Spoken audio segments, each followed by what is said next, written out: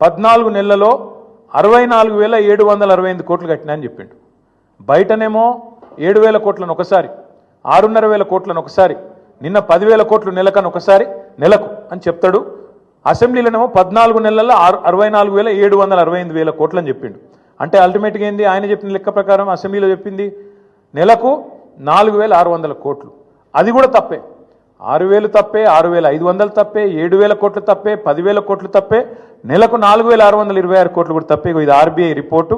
దీని ప్రకారం నెలకు తెలంగాణ ప్రభుత్వం కడుతున్నది అసలు మిత్తి కలిపి కేవలం 2,000 కోట్లు మాత్రమే. ఇది కాగు లెక్క, ఆర్బీఐ లెక్క, ఇదేదో కాకి లెక్క కాదు.